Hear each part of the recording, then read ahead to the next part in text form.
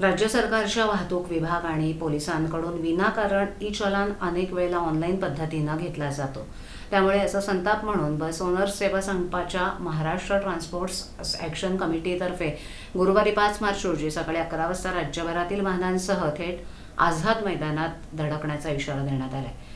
बुधवारी ठाण्यातील शासकीय विश्रामगृहात आयोजित पत्रकार परिषदेत वाहतूकदारांच्या समितीनं याविषयी माहिती दिली। तसंच शासनानं तोडगा काढला नाही तर हे आंदोलन अधिक तीव्र करणार असल्याचं सांगितलं। दरम्यान वाहतूकदारांचा या संपाचा फटका शालेय विद्यार्थी तसंच चाकरमान्यांना बसण्याची चिन्ह आहेत। राज्य सरकारनं महसूल वाढीसाठी ई चलानचा हत्यार म्हणून वापर सुरू केलाय। टार्गेट देऊन वाहतूक नियम मोडल्याबद्दल दंडाच्या केसेस केल्या जात आहेत। दिवसेंदिवस यात वाढ होताना दिसते असा आरोप वाहतूकदार संघटनेच्या नेत्याने केला। MMR रिजनमधील 40,000 बसेसचं प्रतिनिधित्व करणाऱ्या बस मालक संघटनेचे प्रवक्ते राजेंद्र पाटील आणि विजय यादव यांनी तीव्र प्रतिक्रिया व्यक्त केल्या। ई चलान दंडमुक्तीसाठी सरकारनं समिती बनवून तोडगा काढण्याची खात्री दिली होती, मात्र आजवर काहीच तोडगा काढलेला नाही। परिवहन मंत्री प्रताप सरनाईक यांनीही वाहतूकदारांच्या समस्येची कबुली देत अडचणीविषयी सहमती दर्शवली, मात्र ठोस निर्णय घेण्यास असमर्थता दर्शवली।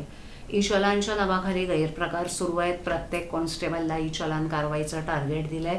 एक प्रकारे हा महसूल वाढीचा स्रोत बनला आहे। हे सर्वांनाच जाचक आहे, तेव्हा शासनानं चर्चेसाठी यावं अशी मागणी असून गुरुवारी 5 मार्च रोजी आझाद मैदानात वाहनांसह भव्य मोर्चा काढण्यात येणार असल्याचा इशारा संघटनेनं दिलाय।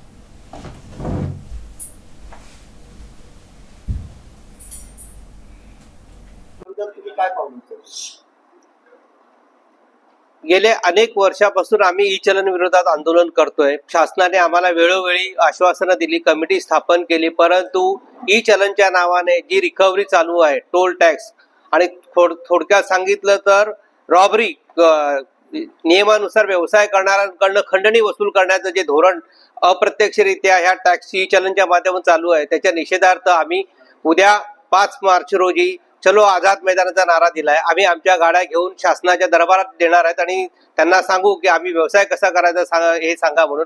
अशा प्रकारचे ई चलन, चुकीचे ई चलन देऊन ह्या इंडस्ट्रीमधल्या जे ड्रायव्हर्स मिळणं आज कठीण झालेलं आहे। ही इंडस्ट्रीज मोडकळीस आलेली आहे।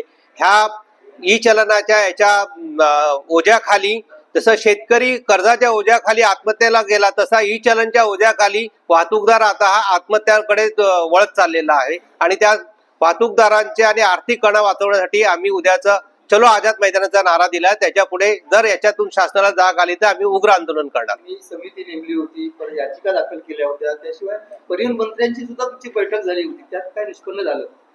माननीय परिवहन मंत्र्यांच्या बैठकीमध्ये परिवहन मंत्र्यांनी आम्हाला मान्य केलं की ही चलन जी प्रणाली आहे हे अन्यायकारक आहे आणि याच्यावर मी तुमच्या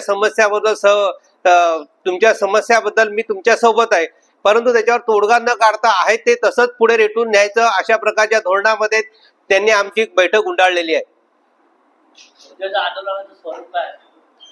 उद्याच्या आंदोलनात 5 मार्च आंदोलनात चला आझाद मैदान आम्ही आमच्या गाड्या घेऊन शासनाच्या दरबारात जाऊन शासनाकडे देणार आहे। ह्या ई चलन आम्हाला जी रिकव्हरी चालू आहे, टॅक्स ई चलन टॅक्स नावाने जो नवीन टॅक्स शासनाने जो चालू केलेला आहे तो बंद करा, अन्यथा आमच्या वाहतूकदाराच्या सगळ्या गाड्या आपणच सांभाळा। याच्यासाठी आम्ही चलो आझाद मैदानाचा नारा दिलेला आहे। ओके।